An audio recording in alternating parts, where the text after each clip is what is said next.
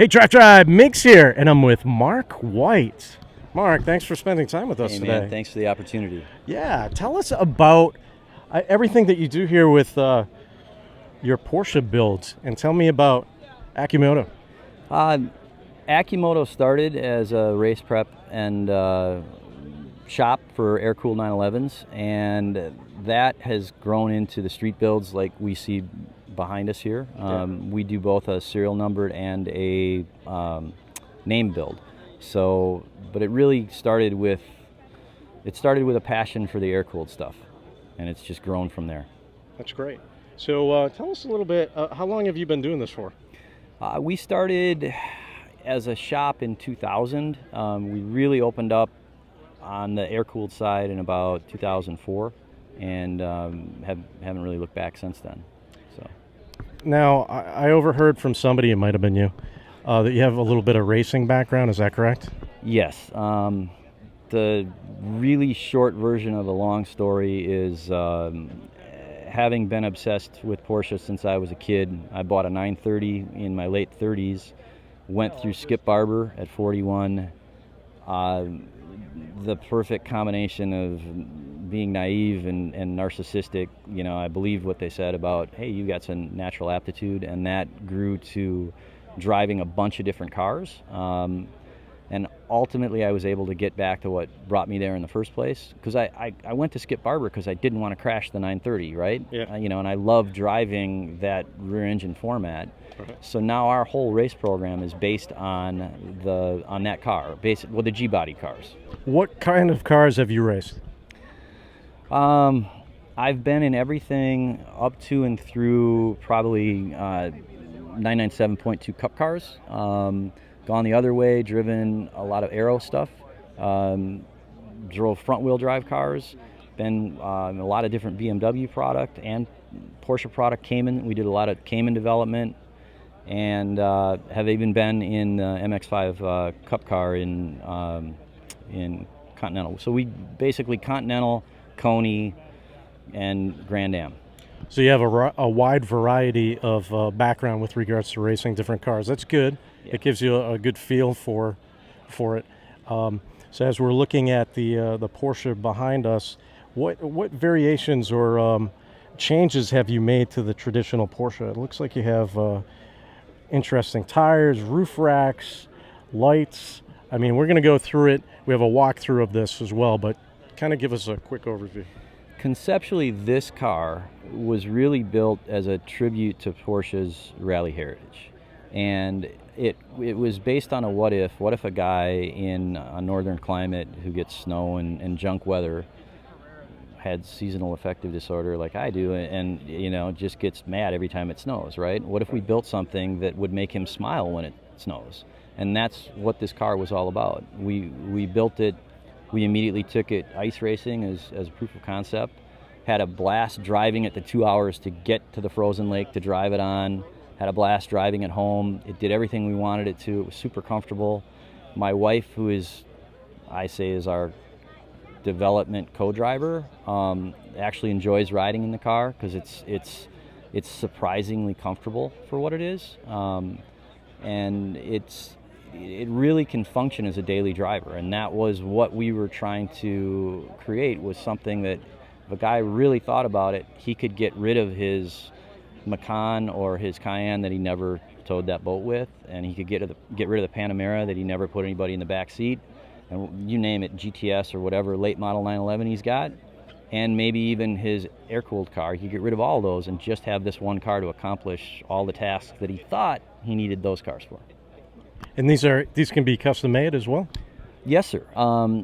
Typically, we only build for a customer, right? We don't really do anything on spec. We ended up with this car because a customer started out with the project in a different direction and then decided that he wanted to do a wide-bodied long hood car. So, and he's I think this is his third or fourth car he's done with us. So we were like, okay, we'll change gears for you. Right. So we had this tub sitting there, and I thought, all right, well, what can we do to finish this that is pertinent, but basically I built it the way I would want the car. And in the past, when we have done that, people have typically responded to that. So, and I have to say that, you hear me saying I or me, and I need to back that up, because I'm just the guy that thinks the stuff up. I have a fantastic team of 10 guys that are probably more passionate about it than I am, because they put up with me. And, each and every one of them is a craftsman in their own right. And there's no way that I could do what I do without their ability to execute on whatever idea I come up with. Right. So, excellent. From thought to concept, from concept to reality. Yeah. Yep.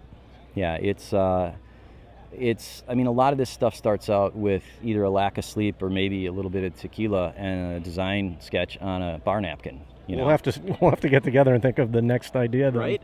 If it's tequila, that's the best way to do it. So, even our graphics guy, who has become a fantastic friend. There are so many different things that we do, because all of our race cars have either a vintage livery that existed in real life, or one that we've created, right? And so, honestly, that's sometimes the most fun. Like, just thinking about the stripe package for this car, for me personally, it was a lot of fun, because when we brought it into the shop, everybody looked at it and went, "What's up with the color?" And I'm like, "Well, that's cashmere beige." And they're like, And I'm like, "Oh, we're definitely keeping it that color, right?" Yeah. And then we finished it, and I'm like, "All right, we're going to stripe it." And they're like, "What? It doesn't need stripes. It looks great." And I'm like, "No, it'll look better with the stripe." We did the stripe, and then I'm like, "It needs a goldenrod pinstripe." And first of all, people had to look up what goldenrod was, right? And then they're like, but we did that, and they're like, "Oh yeah, that works." And then the roof rack was, like, for me, my most favorite thing, because everybody thought I'd really lost my mind. But, they accepted it, and they're like, "Nah, that's cool." Now I know what you mean about your team, having a great team. Yeah, absolutely. I think there's a sense of humor that goes along with that, which also goes down to the person that I mentioned earlier, my wife. And, her sense of humor has been fantastic, because when we met, none of this was in play. This went from hey, I'm kind of interested in that, to it becoming a hobby, driven by passion, to it becoming an avocation, and then a job, and then a career. So, she didn't really sign up for that. She's just been kind of along for the ride, and I would not be able to do any of it without her. So that's great. Yeah. So shout out to Amy. That's right. Amy. Next time you'll have to come to Florida too. Right. Yeah. Right. So we met kind of at Das Renntreffen. Yes, sir. In Miami, and now we're here at Amelia, and I'm sure we're going to meet again. Let me ask you: favorite car, favorite drive, favorite song. Now you had some time to think about it. Yeah. Right. Favorite drive would probably surprise some people. We have we call it the mascot for the shop. It's an 81 Mitsubishi Mini 55, and if you don't know what that is, I would encourage you to look it up. It's a little van. I saw it in a Jackie Chan movie back when there were DVDs, and I saw it go by in the background. I'm like, "What the heck is that?" And I backed it up. I'm like, "Holy shit, that looks like an early Volkswagen van." So I put a Google alert out and found one like a decade later. Some kid had brought it in through Canada and brought it into the shop. Same thing, the way I like it. The crew's like, "What is wrong with you, dude?" Right? But we turned it into a replica of the Renndienst van from back in the day that Porsche used to use to transport their crew across Europe. That culminated with us bringing it to Rennsport in 2015. When I went to get the paddock pass for the vehicle, the trailer was right next to the museum display, and I'm like, there's the real one. So I just pulled in and parked next to it. I'm like, photo op. I went and got the deal, came back out. There are two stoic German-looking gentlemen standing there. And they're like, "Is this your van?" And I'm like, "Yeah, I'll move it." And they're like, "No, man, don't move it. We love this thing. Tell us about it." So I actually have a photograph of that van next to the real one with the two guys that take care of the real one in the museum. Oh, okay. And it was fabulous. Back to the drive, probably my favorite drive would be putting my wife and my dogs in that van and just driving downtown to get some sushi. And my wife and I have pretty eclectic and sometimes conflicting musical tastes, but maybe like some type of chill station with, you know, EDM or something like that. So that would probably work. I get it. I Yeah. get it. Almost like the Gran Turismo garage while you're picking your car out. Something along those lines, yeah. Roger that. Yep, Well, thank you again for spending so much time with us today. absolutely. And getting to know you and checking out this car, which we'll have some more information about later. Also, take a look at the article below. You're going to see links out to Mark's site, and you can get more information that way. So, once again, thank you for spending time. Thanks, Migz. Yeah, Appreciate it. definitely. Thank you. Yep. So this particular car started base project as a 78 SC, and I actually bought it via a FaceTime call. A good buddy of mine lives in Central Ohio. He went to a garage sale, spotted the car in the back of the garage, asked the guy if it was for sale, and the next thing I know, I'm talking to him, and I'm talking to the gentleman about the car.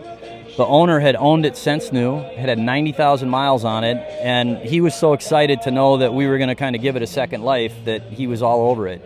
And we actually continued a relationship with him and sent him build pics, and you know, he's seen it all the way up to and through the completed project.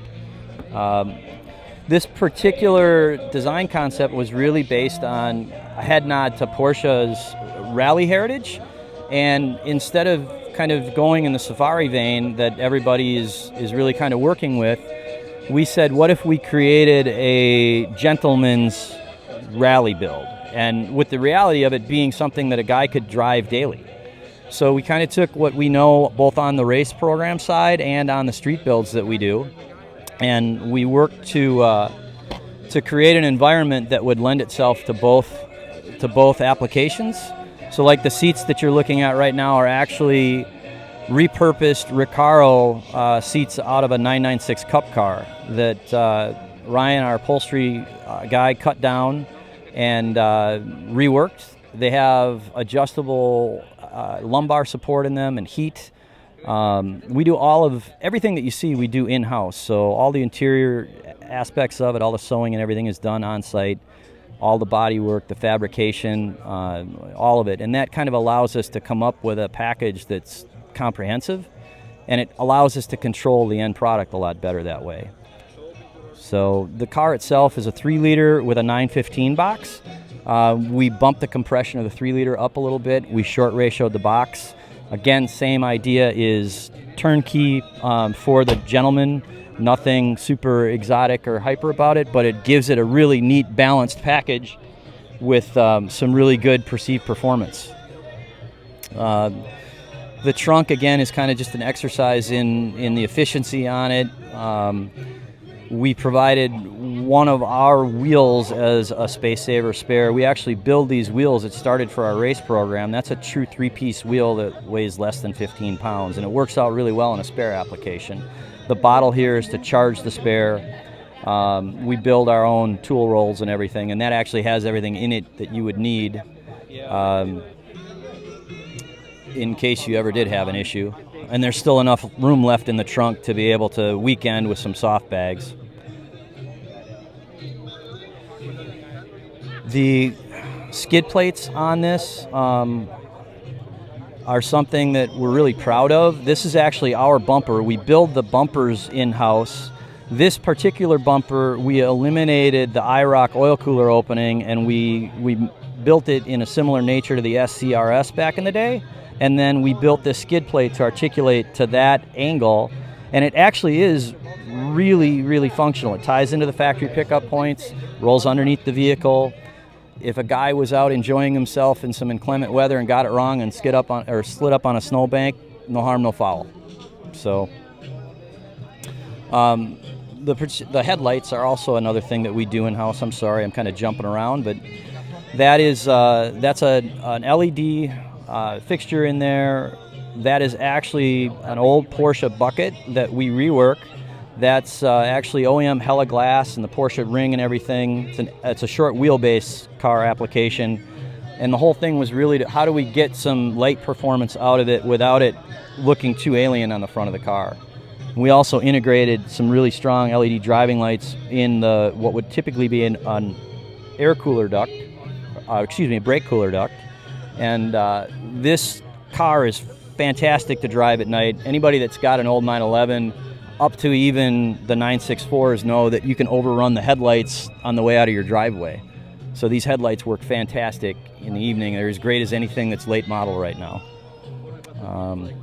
The tires themselves are actually it's a Accumoto. That's a Finnish snow tire, and it's kind of crazy because not only are they incredible in the snow, like it almost felt like studs on the ice, but they also wear like iron. This car has a couple thousand-mile road miles on it already, and we're not seeing any real type of cupping or issues with the tire.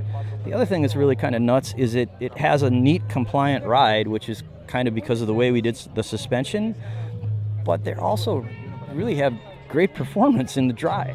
So that was a pleasant surprise for us. I would like to say that we planned on that, but we got lucky. So the roof rack is really kind of a neat story. It was, I don't sleep much, so digging around on Instagram, I found a gentleman in Thailand that builds roof racks for old Volkswagens. And I reached out to him and asked him if he would be interested in doing something for this project. I sent him some design sketches and he was all in. And I'm not making this up. 3 weeks later, that arrived. Just as it is, it fit perfect. He sent us a little YouTube link for a video on how to adjust it, and he was standing there in some shorts and his bare feet standing on the rack, and he's like, yeah, you do it this way. So it was just a great finishing touch on it.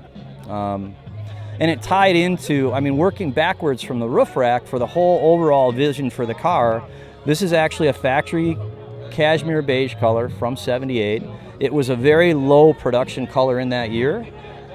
'78 was the year that they went from the factory bright work to the anodized look that everybody's kind of familiar with now. So they did less than 200 of those cars in that year with the bright work. So I don't know what the number would actually be for a cashmere beige car with the bright work, but I'm going to say it's probably in the single digits. The car itself is named Sanchez. It got named Sanchez because nobody knew what to call it when it came in, so they kept calling it the sand-colored car, and it picked up that moniker. And it again, going back to the name build concept, one of the things we do is the cars all have a build plate for the chassis, for the engine, and then we integrate that into the rest of the car so that it's our way of really identifying the project and giving the car some way to link into our particular history with it, and hoping that, somebody's going to aspire to own something like this.